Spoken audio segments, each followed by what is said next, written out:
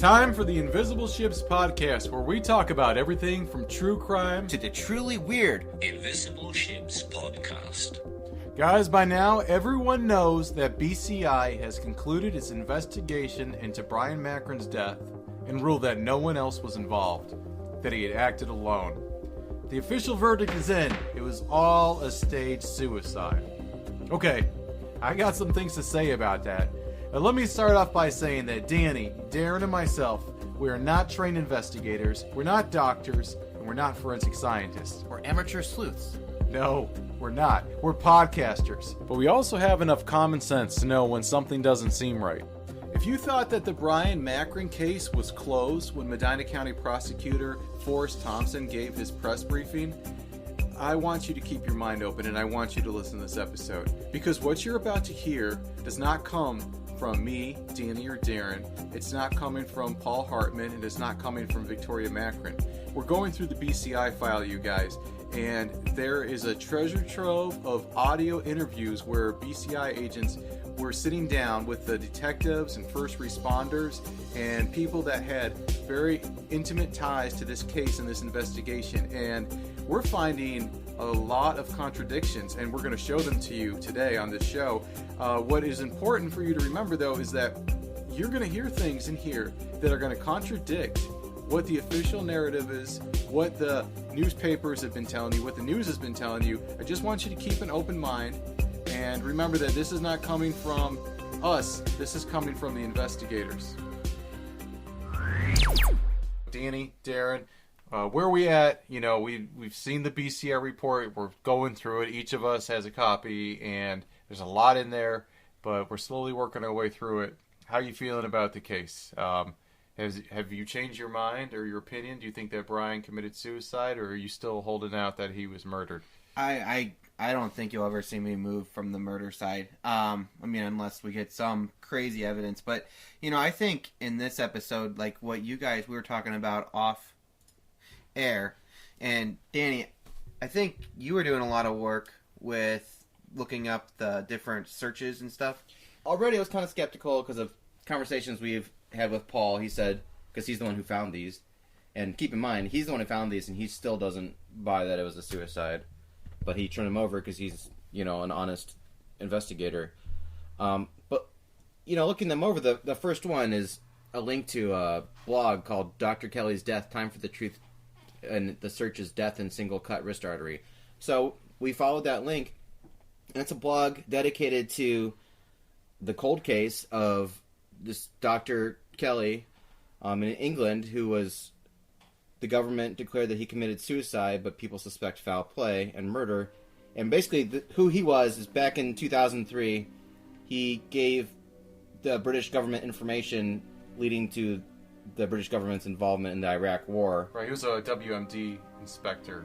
Yes. In Iraq, and he supposedly found weapons of mass destruction, or it was on that trail. Yes, and once the tide of public opinion in England turned against the war and everything, they accused him of sexing up the information to lead to war, and he just kind of fell out of public favor. But still, probably maybe not enough to go kill yourself. And then there's an article on the BBC, but they say he walked out into the woods one day, cut himself, took pills, and slumped over, dead in the woods. So, when you look at the search history, and with that in mind, you can look at his next search was for Reddit, how do you save someone with a cut throat? He visited, can anyone freeze to death overnight if it gets cold enough? He visited, how does someone sever their carotid artery with a kitchen knife? How long does it take to die after being stabbed? So, you know, in hindsight of the way Mr. Macron died, that makes it sound like maybe he was researching a suicide, but if he was investigating a cold case of his own that he was interested in from 2003, all those searches kind of make a lot more sense. And it's just really hard to escape the irony of the fact that his search was for an unsolved cold case of a person that the government is saying killed himself, but a lot of people think didn't, that was found exposed in the woods. It is so strange. I mean, you can't... Crazy. You know how they say fiction is strange, or... Truth is stranger than fiction. Yeah, that is totally the case here. It kind of makes you wonder. Like, I like the theory that maybe he just was interested in this cold case and through, like, the craziest twists of irony ended up just like that, or was he planning on actually committing suicide. And Or this was one of the best ways to stage it. I don't know. I mean, again, just going back to that staged suicide. What if? I mean, I don't know. I don't even know what to say. It's very crazy. But to me, the biggest thing about this is it sort of just muddies up the Google search angle enough to me that I can't really draw a conclusion either way on it. Because that first search, I mean, I have searched this kind of stuff myself working on the Bryon Macron case. So maybe he was working on the Dr. Kelly case, I mean, if you're interested in something, you're going to look at it further. Like, is this even really possible? So, I mean, I can totally fathom that these searches could go together like that. Judge for yourself, It's just weird. The whole idea of a staged suicide is a really strange thing. I mean, when we talk about suicides are sadly not super rare, but a suicide that you're trying to stage it to look like another crime, like a murder, those got to be extremely rare. Extremely rare. One of our listeners, Sarah, sent us in another link about a very elaborate staged suicide. So the reason I want you to hear this is because it kind of illustrates something that you'll see in any staged suicide, that the planning, however elaborate or however simple, in the staging are all done before the person begins to commit suicide. So there's exceptions to every rule, and what the investigators want us to accept in the Bryon Macron case is that he was staging office and different places like that to look like a crime scene while he was committing suicide. But listen to this case out of Florida where it involves a high amount of planning before the gentleman ended up committing suicide. At first, it appeared to be a murder case when a 71-year-old Palm Beach Gardens man was found dead in a field next to his country club home with a bullet wound to his chest. But on Thursday, after a 6-month investigation, police released a report that concluded Alan J. Abrahamson killed himself and staged it as a homicide. The prevailing theory, backed by emails, receipts, computer search histories, and phone records, far-fetched as it may seem, is that Abrahamson tied a string to a gun, attached it to a weather balloon, shot himself, and let go, allowing the balloon and gun to float far away from the crime scene.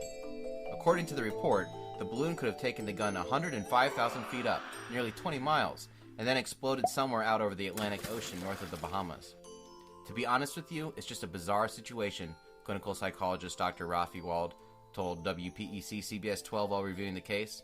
I can honestly say that in my practice, I have never had anyone fake a homicide and commit suicide. Wow. That case is insane. I can't believe it's true, but it is. And the reason, again, that we wanted you to hear is just to show you that these things do happen. They're incredibly rare. And there's a lot of clues that investigators are able to uncover and find that the planning has been going on for a long time and the staging. And so when you look at the Bryon Macron case, I mean, it's hard to really even formulate the plan that he was going through. So he went to the office and he was going to try to stage it to look like he was murdered there, and that's why he made up the story about the angry resident. But then for whatever reason he changed his mind and decided to stop stabbing himself, to get in his car and drive down to Chippewa Lake freezing cold early morning and wander off. The one thing that I keep thinking and I can't get away from, though, is that who's ever committed suicide and managed to hide their own body? I mean, I think Bryon Macron, if it turns out, if you agree with BCI and you agree with the investigators that this was an elaborately staged suicide, it's so hard to get away from the fact that it was months before they found his body. Right, and we've got multiple, so some people are really dogging, and I was one of the people that really dogged that they really didn't search at all. Now listening to all the people that did provide searches, including the Parks Department, and how, how much time they put into searching. That lake was pretty well searched. They know everything about that lake. I learned stuff about Chippewa Lake just from listening to his interview. I mean, so he searched, he had multiple people search the inlets. He had multiple people search the lake, not necessarily directly on the 16th, but thereafter. And he even said, he told his crew, there's no way that we're going to let a body show up in the spring when everybody's out at our lake. So let's play the interview. It's in the BCI file. Let's just play it. Okay, today's date is June 20th, 2018. The time now is 1:20 p.m. I am presently at the Medina County Park District located at 6364 Deerview Lane, Medina, Ohio 44256. And presently I am with David Swinehart. He is the Chief Ranger for the Medina County Parks District. David A. Swinehart, Swinehart. Okay. And you currently are the chief here? Yes, sir. For the next few minutes, they go over personal details, exchanging business cards. But then things get really interesting. Can you kind of go through on the what happened on December the 16th, 2016? How that unfolded, weather conditions, and so forth? On December 16th, I was on shift that morning. The Sheriff's Department received a call of a missing person with suspicious circumstances from the Lafayette Township Hall, which is about 2 miles from our office building. They described the scene as a bloody mess, and were looking for Bryon Macron, who had went missing. So being in the area, I offered my assistance to help look for him outside of or within the park boundaries and so forth, because we have a big area of property that runs from Route 42 all the way down through Chippewa Lake is Park District with a 3-mile inlet paved trail that is a biking and hiking trail. With water on one side and wetland preservation on the other side. So we began checking that area. And so first started up at Buckeye Woods Park, which is next door to our headquarters. We do have a pond there. It's maybe a 5-acre pond with a asphalt trail around that pond as well. So we want to make sure that nobody drove any vehicles up there or drove into the pond. So I checked that, and there was nothing. I continued to drive the trail up to the North Inlet Trail parking area. Mm-hmm. We also have an inlet loop up there as well for a wetland preservation with a small body of water, more so just a wetland that's not very deep, maybe 2-3 feet deep tops. Didn't notice anything up there. Continued down, drove the entire inlet trail all the way down to Chippewa Road. Just looking for anything unusual. Now, the one thing I did notice is that the inlet trail was froze over the whole time. There were no breakage in the ice anywhere along that trail. Why don't you tell me about the weather conditions, too? What was the weather conditions on December 16th? What was it like, if you recall? I recall it being very, very cold and windy. It was about 5 degrees out and bitter cold winds. To the point where I actually put my ski gloves and toboggan hat on when I was outside of the car. So it was cold. Okay. It was not snowing at the time.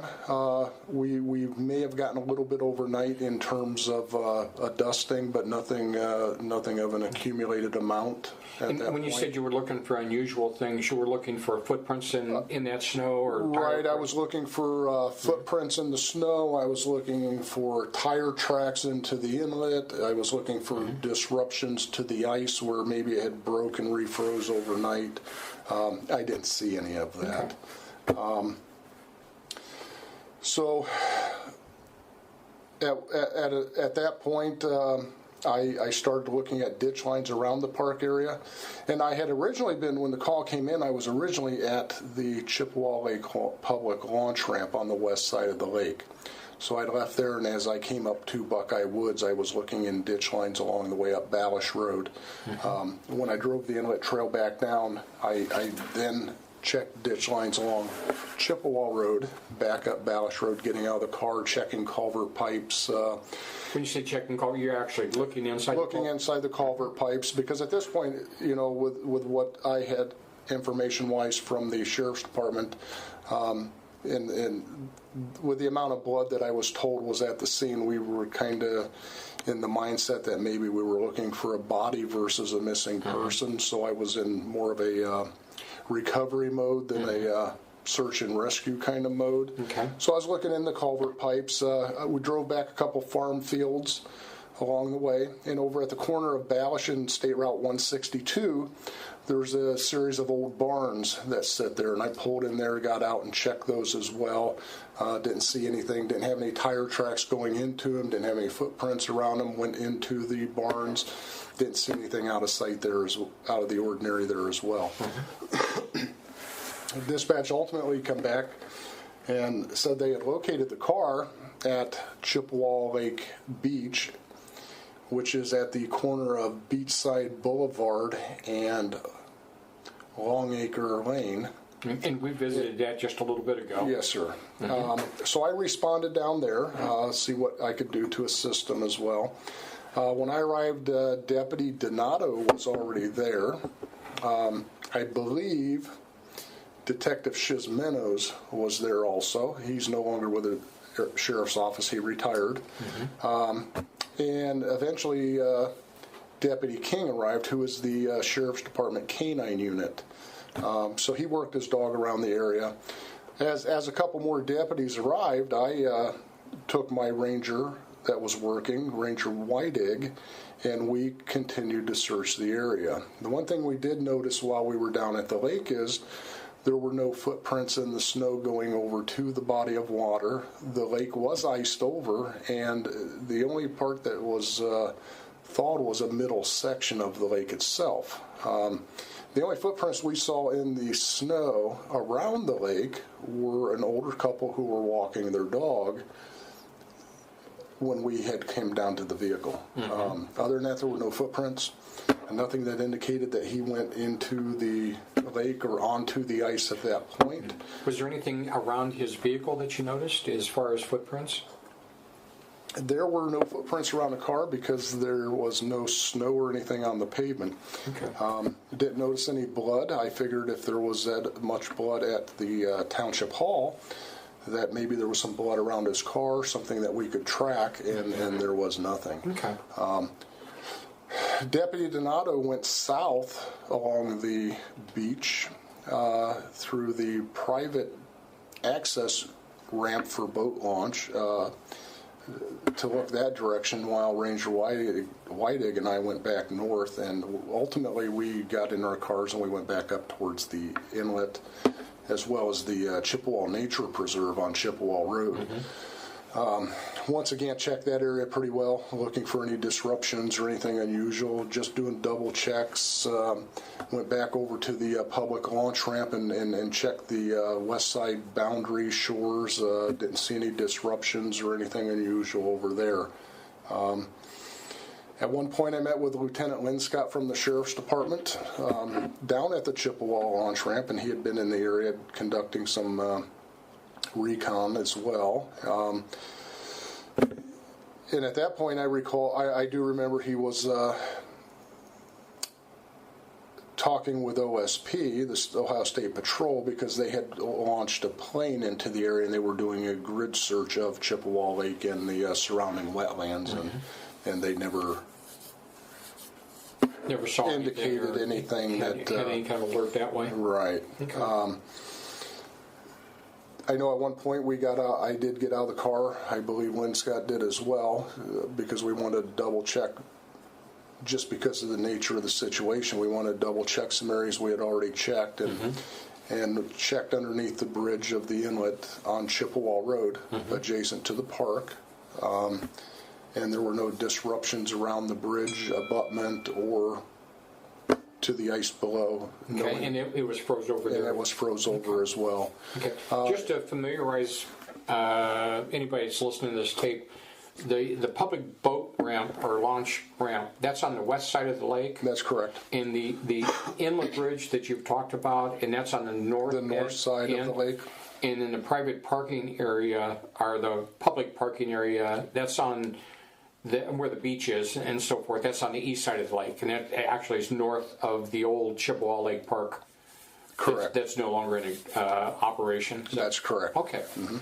Did as your day went on, was there anything else turn up from the searches in the area? Did you find anything at all, or do you know if anybody found anything suspicious? No, not that I'm aware of. And in fact, we made it a point to patrol down there extra that day as well as the next couple of days, because the one thing that I told my rangers was I don't want to find a body floating on our lake come springtime. So we made it a point for about 2 or 3 days afterwards to just double check our work, checking culvert pipes again, just backtracking our steps, because we didn't want to have a negative connotation come on the park district, because it is our lake, and you don't want that kind of stigma tied to your public beach area.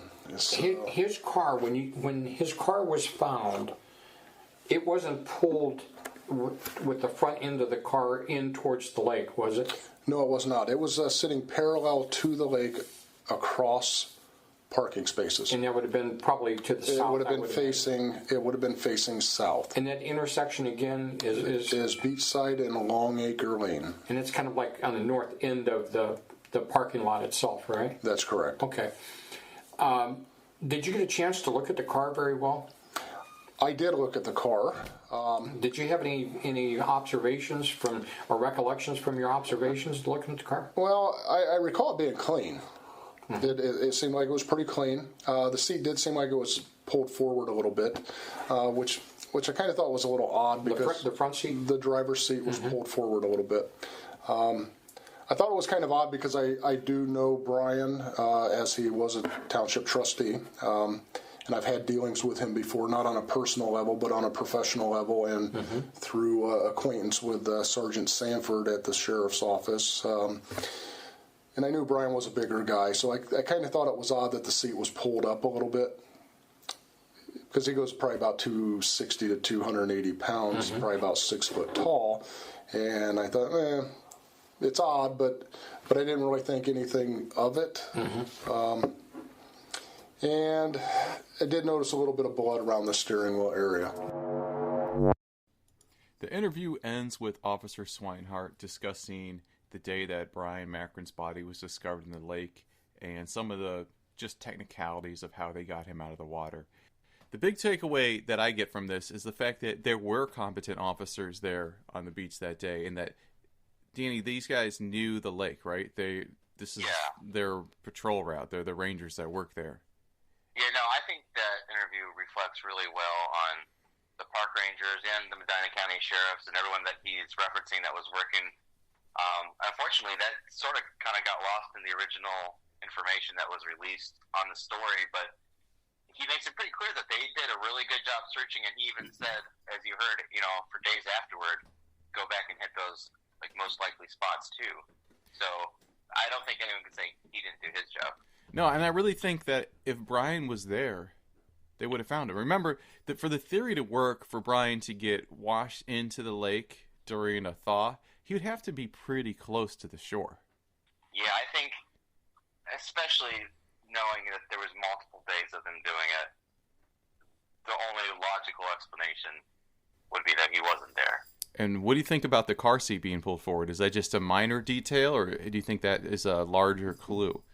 I mean, it certainly kind of sounds like maybe Bryon wasn't driving the car and it was either a smaller man or a woman or something. And just the one other thing I wanted to say about the search aspect is, we've all been to this area. We kayaked around it. I mean, it's like natural. It's kind of rural, but it's not dense woods. Like, with the way people search, you would think they would find it. I would think, especially because you got a gentleman who's bleeding during that time. But in the snow. The ground is covered in snow. In the snow, yeah. And there's a discrepancy on whether there were search dogs that day or not. And I kind of, through the BCI report, I found where they said they did have search dogs out there. And I don't know how well they can pick up scents with that kind of cold temperature. But also, another interesting thing that I want to play the runner video today for you guys, because particularly that's the one that Forrest Thompson said that there was an eyewitness putting Bryon Macron walking towards the inlets, and I think after you listen to it, you'll agree that wasn't Bryon Macron. Let's hear it. Just a quick note, you guys, while we were going through the BCI file, we came across this audio interview with a jogger.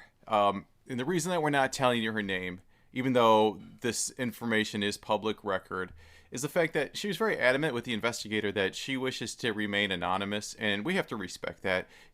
She said that she doesn't want to be hounded by people or have reporters at her door or whatever. So, she's not involved other than just being a potential eyewitness to something. So we're going to leave her name out of it, and we're not going to be giving that information out. As I understand it, you were out jogging one morning and you were stopped by a sheriff's captain who talked to you briefly. Do you recall that? Yes. Okay. And that was Captain Sintner from Medina County Sheriff's Office. There was also another person with him. His name was Arvin Clark. He was from BCI. And I think they probably asked you questions about if you'd seen anything suspicious in the area. Do you recall that particular contact? I remember them asking me questions, Okay. sure. Okay. And then at a later time, apparently, it's my understanding you may have called the sheriff's office Yes, sir. and talked to somebody because you had a Yes. recollection or something? I did. Okay, could you tell me what you recall? If you still recall it, I'm assuming you do. Sure. Okay. I had gone out to jog at my normal time. It was 6:30. It was dark. That's why I stay in town. And it was cold that day. So I remember dressing for the weather. It was probably like 17 degrees or whatever that day. It was pretty cold. Do you recall the day itself? It was. What do you mean? Do I recall the day? Any significance about the particular day, or the date of the day, or anything like that? Do you keep? No, Okay. not really. Okay. No, my husband leaves for work about 5:30, and then I'm out by 6:30, running the streets. I'll go out and I'll turn to the right and run.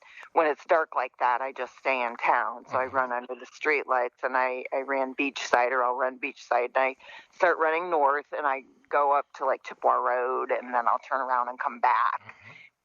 When I came back, that's when I saw a gentleman walking on the other side of the street, and I said good morning. Didn't know him. And two things kind of went through my mind. Number one, he must not be a morning person because he didn't say anything. And number two, for as cold as it is, he sure wasn't dressed very well or very, appropriately. He had like a hoodie up over his head. It was dark, I don't know, under the street. Like, we had just kind of met, and it was at that point I run down to the beach. And that's when I saw a car parked there, and it was weirdly parked as if it had stopped at the stop sign there and just pulled forward. When you say he was underdressed, do you recall anything about the color of the clothes he had on, or could you tell because of the darkness? And I know I'm asking an awful lot from you. This has been a while. Yeah, absolutely. I remember a hoodie being up over his head. I do remember that. Was it blue jeanie or red or possibly that? I don't recall. That's not a problem. So the jogger mentions that he was wearing a hoodie. Was Bryon Macron found wearing a hoodie? No, he wasn't. I don't know who she's seen, but when they pulled Bryon Macron out of the lake, he had on a sweater, button-up collared shirt. I think it was blue jeans and a pair of boots on. And was his sweater red or blue? Because she said she thought it was blue or red hoodie. I thought it was gray. But I think also the thing to note is as soon as I heard this interview, I had to get a hold of Victoria. Because it's like, does he have a missing hoodie? And her response was, no hoodie. He doesn't own a hoodie. He's not a hoodie guy. And I think you are or you aren't. I mean, there's definitely... I am a hoodie guy. So she either saw Bryon Macron that day, and Bryon Macron changed clothes or shed a hoodie or something, or she possibly saw one of the people that was involved in his murder or dropping off his vehicle. And I know, she mentioned it's dark because it's winter in Northeast Ohio. It's dark at 6:30 in the morning. But if he was bleeding as badly or as often as Bryon was, You think that would be noticeable? And I think we should all put together the Michael Taylor interview, too. Yes, Michael Taylor was someone we interviewed in an earlier episode, and he reports seeing pretty much the same thing. Let's play it. I'm going to drive down by the water to see if it was frozen over because I was wanting to do some ice fishing. And I didn't think nothing of it. I got down there to the stop sign to make that right-hand turn by the beach, and I seen that black car sitting there. And I didn't think nothing of it. I didn't even hear anything yet, obviously. But this is before they even, everybody showed up down there, the cops and whatnot.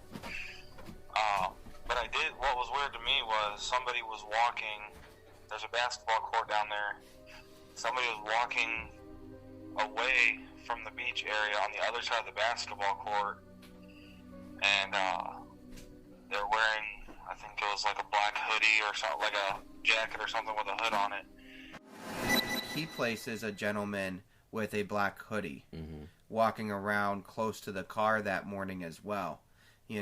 Did not think it was Bryon. He didn't fit, his description did not fit Bryon. And so, I mean, I think it could be the same person. I will say one thing that she mentions that I think is good is how she said it struck her as odd that where she was right by the inlet, and that it had flooded a little bit recently, and the lake wasn't frozen, and there's all those, it's like cattails and all the things that stick up there that she said something could get caught on, and then when it melted, come out to the lake. It's possible that was the site where he was kind of dumped or whatever. Right, I mean, the person was headed towards the top end of the inlets where we think Bryon would have ended up. The hard part is this isn't Bryon. The sweater he was wearing was gray, right? I guess if there was blood on it, that could make it kind of red, but she keeps saying hoodie. 4 times she says hoodie. Hoodie over the head. Over the head. What does that mean? He's not wearing the hoodie? He's got it covering his face? Well, no, it means cold, he is wearing the hoodie. He's got the hood pulled up over his face. But there's no way to mistake that for a sweater. Like, a sweater is no hood. Yeah, and Bryon didn't have the only sweater. And the only identification that she can do is really just the face shot of a hoodie. How well can you recognize somebody with their hood up? Exactly. And the only other hoodie we've heard is in the Michael Taylor interview, right there. Right, and I think what I want you guys to listen to next is how the investigator gets excited at the end. Had you ever seen him in the area before that you recall? No, sir. Okay. No, and I know pretty much we get to know everybody's routines, down there too. And we know everybody's routines, and it's like, okay, if when somebody's running late, or when somebody's, okay, you got a new dog or whatever. Yes, we are. Absolutely. Okay. Could you tell what his race was? Was he white or black? He was not black. Okay. And how about a physical description? Could you tell how tall he was, or was he thin, heavy, anything in between? He was not thin. The gentleman was not thin. Okay. I could not tell you how tall he was. Okay. And I know I'm asking an awful lot from you to go back 4 years. And I Is that what it? Okay, that's how I was talking to my husband. I'm like, yeah. I can't imagine what they want. And he says, well, maybe it's about. And I thought, well, geez, that's been a while. Yeah. Well, I'll tell you, to be completely honest with you, I just found out about you this past week. Otherwise, I would have talked to you. Well, there was kind of a glitch in their paperwork that was given to me. I never was given. Your name didn't appear in the original paperwork that they gave me. All right, I don't believe this, because here we have this jogger who is possibly a very, very important witness. She either saw Bryon or she saw the people that are behind Bryon's disappearance, right? Hugely important. And they're just getting around to talking to her now. So it's 2020 when this interview was recorded. So it's been 4 years. And she even says that some of her, details and stuff may be a little hazy because all that time has passed. To the point when they called her, she didn't know what they were calling her about. Right. She probably would be scared if, who BCI knows? wanted you to I don't come know in for an interview. But that's a lot of time has passed. It's highly concerning. I mean, there's so many things that are concerning, and I'm just going to go on a quick little rant here. But, this is his last interview in the BCI file, and he's still, every interview, he can't even get Bryon's last name right. Yeah. He mispronounces it every time. He doesn't even remember who his wife is in some of the interviews. And this, he's corrected numerous times in these interviews from the other people that are interviewing. You say, oh, it's Macron, you know. So I mean, how can you not get his name right? First of all, second of all, Sentner is the one that did this initial interview. Now he's the gentleman that came out in 2017 with the cliffhanger ending that we started our podcast basically off of, where Bryon acted alone, which we're going to play that interview later. He's the gentleman that did this interview with this person originally and then just didn't send it over to the BCI. So, I mean, what else didn't the BCI get that we don't have of key information to help actually solve this murder? Okay. And I ended up talking to one of the investigators from Medina County. I did an interview with him week before last, and he came up with a jogger that he talked to, but he didn't have your name. So I had to go back and research everything, have the sheriff's office pull all their paperwork out, and that's how I came up with you. And and that would be me. Yep, and the information that you have is very vital to the investigation. If do you think did you ever tell anybody, or do you feel that was Bryon Macron that you saw? Did you ever see any pictures of Bryon Macron? Well, after his picture was like plastered all over the papers, I mean, I could say yes, but I don't know because it was dark. Right. It's odd. I find it odd that when they found the body in the lake, if you look, it's right in line with the inlet. Right. Right. That lake had not. It was unusual in that the lake had flooded a couple of times that winter. It usually doesn't do that. It really never froze over, and it was frozen around the edges that day, but it wasn't frozen in the middle. Right. And there's a lot of brush in the inlet that things can get hung up on, and when the lake, when it rises and floods, it spits it all out into the lake. I guess my feeling was that that's where his body ended up. Now, when you saw him, there's nobody else around him, and No, sir. He was just walking on his own. Yes, sir. Did he appear to have any like he, for lack of a better word, I'm gonna say drunk, but I don't think he was drunk. But did he appear that he had any kind of injury or ailment? Was he walking slow? Was he walking fast? Could you tell me that?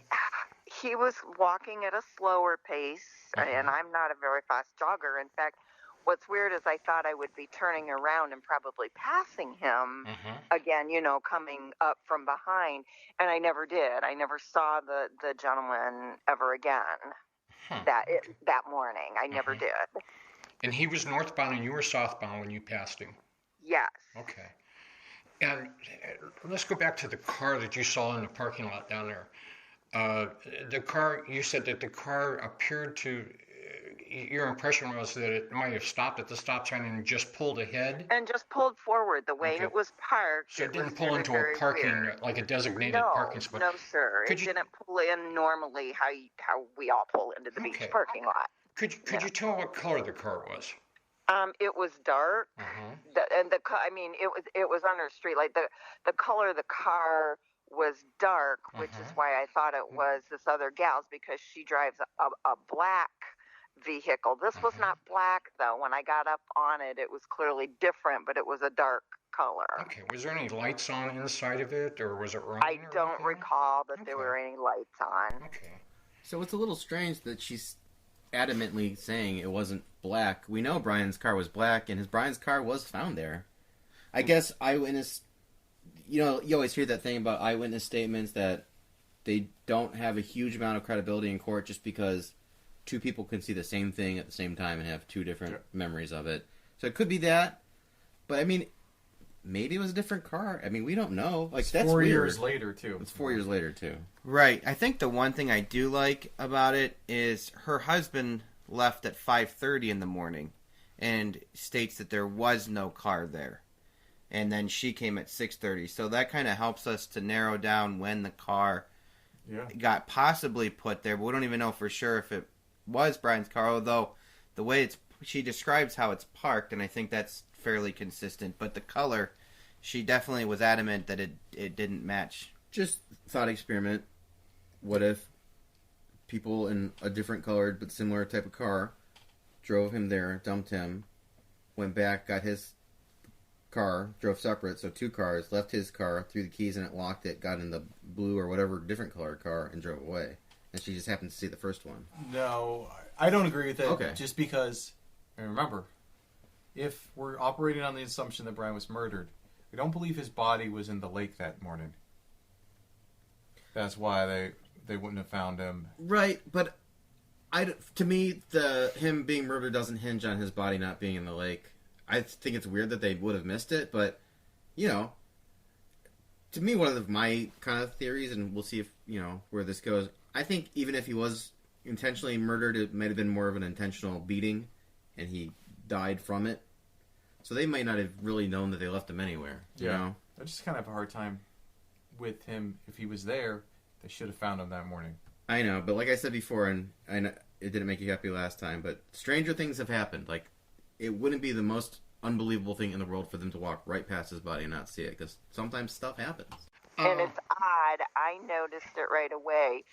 My husband, who leaves at 5:30, would have noticed it because he goes that way, stops at the beach, and then turns left and goes up.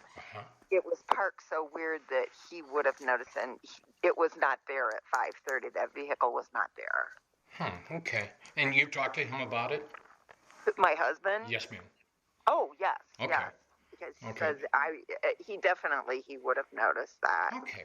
Yeah, I mean, like I say, you have a vital piece of information that was overlooked, unfortunately. Oh, geez. And I think that, obviously it would have been better served if it would have been more timely. Not from your part, from the other people involved's part. If they would have talked to you sooner, so your recollection may have been a little bit, fuzzier. Yeah, absolutely. Absolutely. Okay, so he's awfully excited about finding this woman and her testimony. He thinks that they have a smoking gun, that he's been instructed to wrap it up, right? And he thinks that this is the piece that he's missing. What do you think? Yeah, absolutely. I mean, you can tell in his voice that he's excited. He feels that if this would have been out sooner, that this could have solved the case faster. He has been, in my opinion, he has been looking to prove the case of suicide from the get-go. He asked the sheriff's department, that's their conclusion, although, originally they thought that he ran. And then when they found him, they're like, oh, he didn't run, so I guess he just killed himself, and that's literally where they went for. That's what the interview talks about in the BCI report, just in summarizing it up. But so he jumps on it as this is it. This is Bryon walking into the inlets, even though we've already talked about Bryon wasn't wearing a hoodie. He doesn't match the description. She can't even identify him as Bryon. She's like, I could say, but after I've seen it, but I really don't know. It's been 4 years, and she can't identify it as even being Bryon. How come the footprints don't match at the scene of the crime with what Bryon was wearing? Because it wasn't Bryon.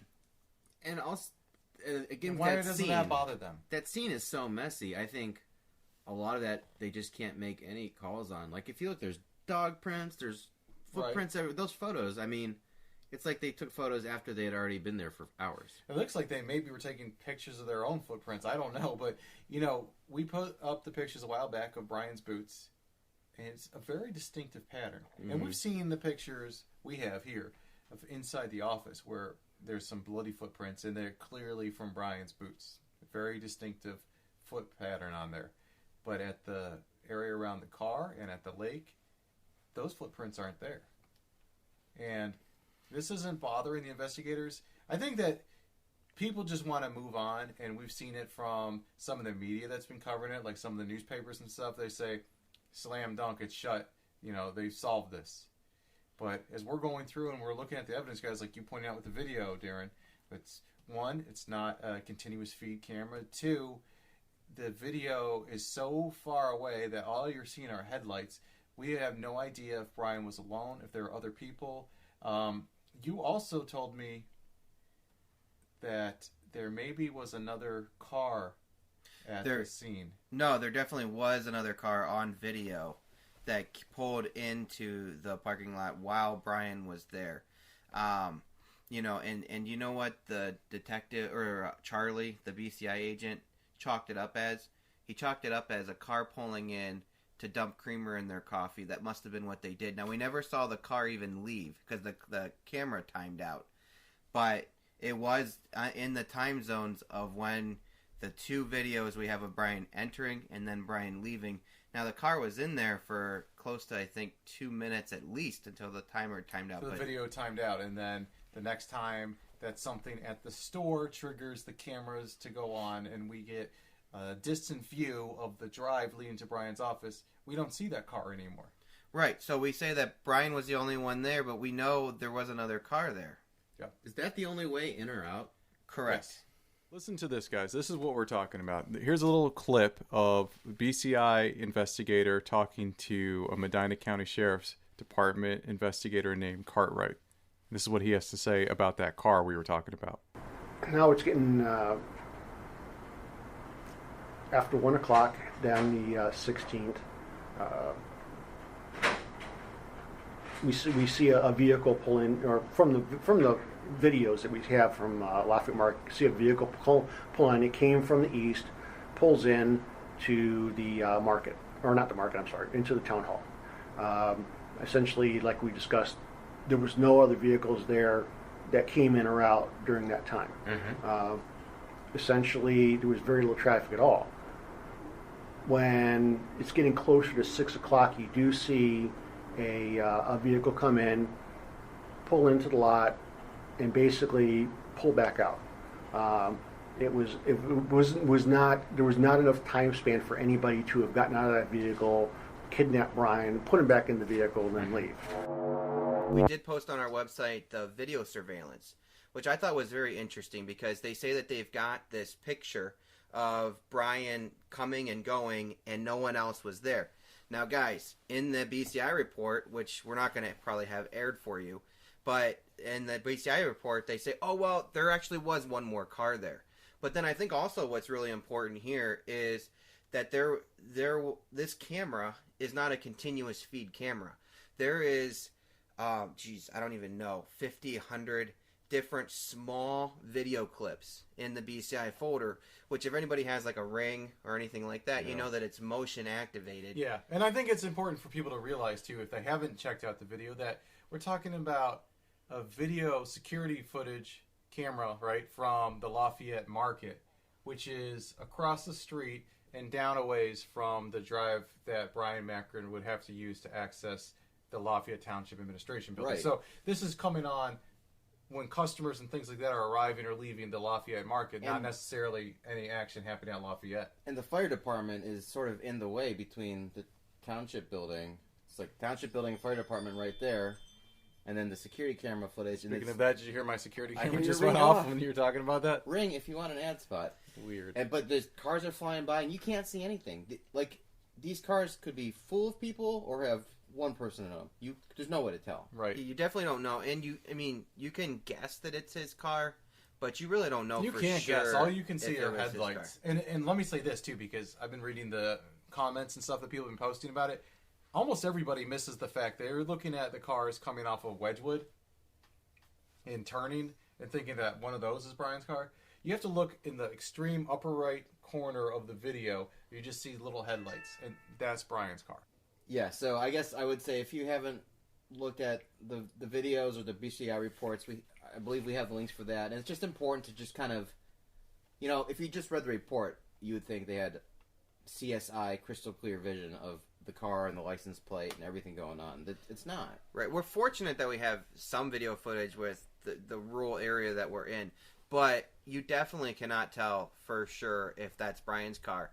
You definitely do not have 24-hour video footage either. You only have it when it's activated, which is so huge, and it's very convenient that it did activate, but there's no way that thing can sense all the way into that Lafayette Township parking lot to send that camera off. It has to be something up front, and every time there's something up front that's happening that triggers that camera to see. And we even have different reports, and they're in the BCI file, of Bryon not, leaving and possibly his car possibly coming back or being seen elsewhere throughout the township as well that night, in between those hours of 2:08 and 6 a.m. So, if that's the case, then we're definitely missing footage at the Lafayette Market, and the reason is because it's not continuous feed camera. Here's what we're going to do. I'm going to play a little snippet from Captain David Setner. He's with the Medina County Sheriff's Department. He did a press conference, and he's laying out the official story and timeline about what happened that night to Bryon Macron. And then I want to compare that and contrast that with some audio evidence that we discovered with more interviews from investigators about stuff that they're saying in the BCI file that contradicts this official story, yet this is what everyone ended up agreeing to, and this is what they're promoting, the official story. So you be the judge, listen to these clips, and then you make your own determination. The purpose of this press conference is to provide an update of the investigation into the death of Bryon Macron, based on all the information that we have to date. As you know, the Medina County Sheriff's Office was notified of Mr. Macron's disappearance at approximately 7:30 a.m. on December 16th. Deputies were immediately dispatched to the Township Administration Building in the Macron home. And at this time, an investigation was opened and initiated. Within an hour and 10 minutes, Mr. Macron's vehicle was located via OnStar detection, parked in the beachside parking lot next to Chippewa Lake. It's important to note, leading up to Mr. Macron's death, that Mr. Macron himself had incurred a considerably large amount of financial debt, along with other personal behaviors he was engaged in that were unknown to his family and friends that we will not go into detail at this time. Video surveillance from area businesses and residences showed Bryon Macron's vehicle driving around the early mornings of December 16th, which began with his arrival at the Township Administration Building at 1:50 a.m. His vehicle left the Township Building at approximately 6:24 a.m. and is observed passing a residence near the lake minutes later. Physical evidence processed by the Ohio Bureau of Criminal Investigations from the Township Administration Building, as well as Mr. Macron's recovered vehicle, resulted in matching Bryon Macron's DNA. DNA and blood found in and around the bathroom sink and on the faucet matched only Bryon Macron. The bloody footprints located in the Administration Building were consistent with the shoes Bryon Macron was wearing at the time his body was recovered.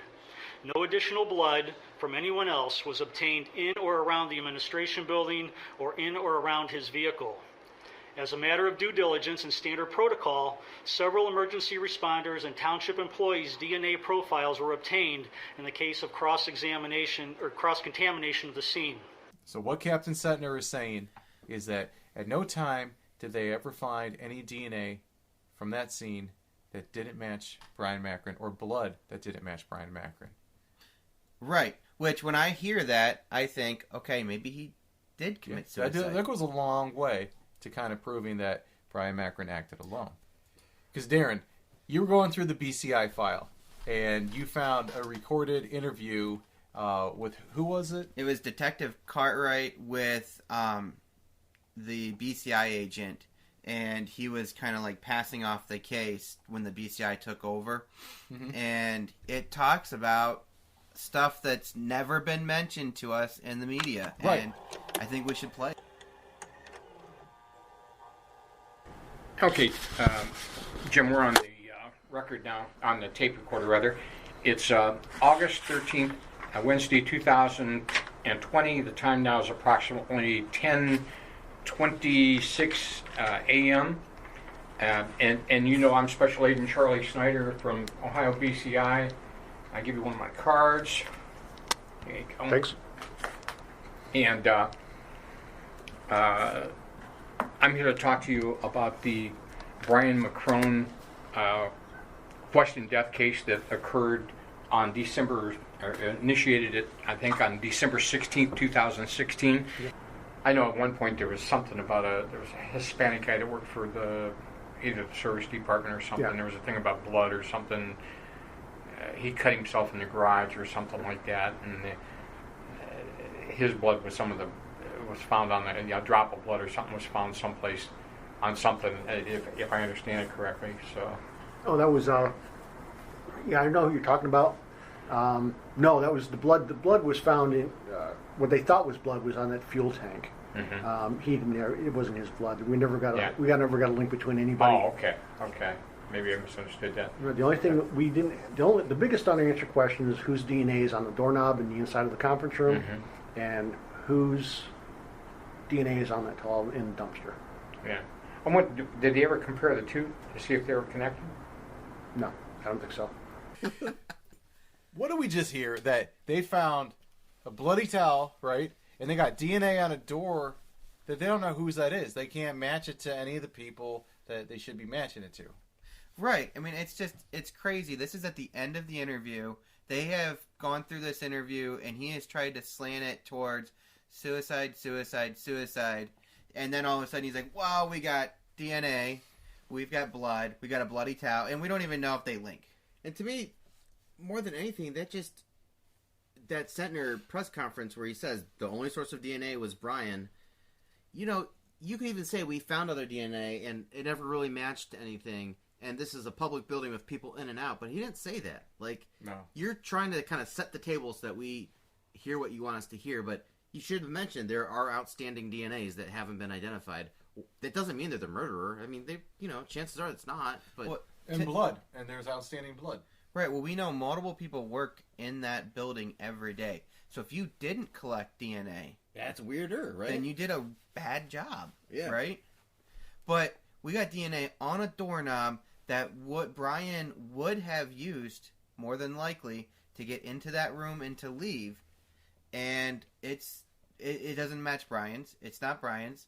It's there. It's fresh. It was able to be harvested at that point. I mean, it's one thing to leave a fingerprint or something. It's another thing to leave DNA, right? And to just write it off, it's almost like, well, we found a smoking gun, but it wasn't Bryon, so... Yeah. Now, the bloody towel.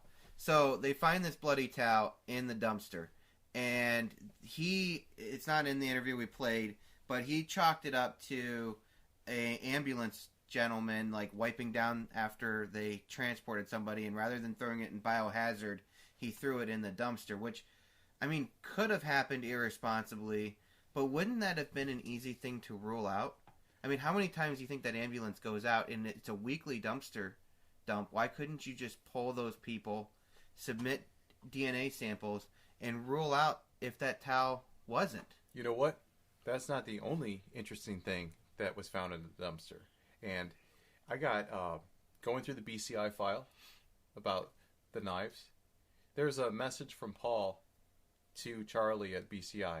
And he said, heard that a knife was recovered from the scene. Do you have any more info about this knife? And hopefully your people, this is Paul being Paul, had enough common sense to preserve it and send it to a lab for fingerprinting and DNA analysis. And so Charlie reaches out to Medina County Sheriff's Department. They said, well, we think that we maybe had a knife, but we threw it away. And then they go back, and this is all in the BCI file. Right. They're trying to look for it, and they're sending out these different emails to different people. So one that comes down to one of their patrolmen thinks that it was his own knife that he threw away in the dumpster at the bloody, disastrous Bryon Macron crime scene, or was recovered from there. He says in that exchange, he says he threw it away before Bryon went missing. But he used that dumpster. I mean, come on. Like, how are we supposed to get our heads around this? How are we supposed to have any kind of trust in this investigation when anything that they pull out of there that points to anything other than Bryon Macron acting alone is like, oh, they got a story for it. Like, that's just a bloody towel that the ambulance driver decided to throw away that dumpster. And then the knife is like, well, one of our own cops was there a week or so before Bryon went missing and was throwing away knives in that dumpster. Like, what the hell? But if it's more than a week ago, dumpsters dumped every week. I believe on Mondays. So he had to have been there within the last couple of days to do that. Now, I listened to his interview with Charlie, and he claimed that he possibly threw out a knife at that point. He didn't exactly know what day he was there cleaning it out, his car, but he said he found it in the back of his cruiser. So if you're in distress and you're in the back of a police cruiser, there could be a knife back there. Just keep an eye out. I mean, that's what he said, you know? So, I mean, It's just crazy that, like, You know, the whole thing is just like, I have lost some trust, I guess, in how investigations are carried out, and it is not like CSI at all. Now, another bombshell that is also in the BCI report is allegedly there was also a knife found around Chippewa Lake, and that also they felt wasn't related. But now, mind you, they didn't have Bryon at the time, so they didn't necessarily know stab wounds, but, you know, they're walking around, they got a bloody scene. But once again, though, as soon as they walked in here, they thought staged scene. Okay, everybody, that's going to do it for this episode. Every time I think we're done with the Bryon Macron case, there's just new things that are uncovered. So I think we'll probably at least do one more episode discussing some of these things before we move on to our next project. I also want you to know that we are on Facebook, we're on Twitter, we have an Instagram account that you can check out, and almost all of the material that we're referencing, minus some of the audio interviews, are available on our webpage, which is www.invisibleshipspodcast.com. So check it out. You can read the BCI report there for yourself. Everyone, stay safe. We'll see you next time. The Invisible Ships podcast is produced by Invisible Ships Productions LLC, all rights reserved. For more information, go to www.invisibleshipspodcast.com.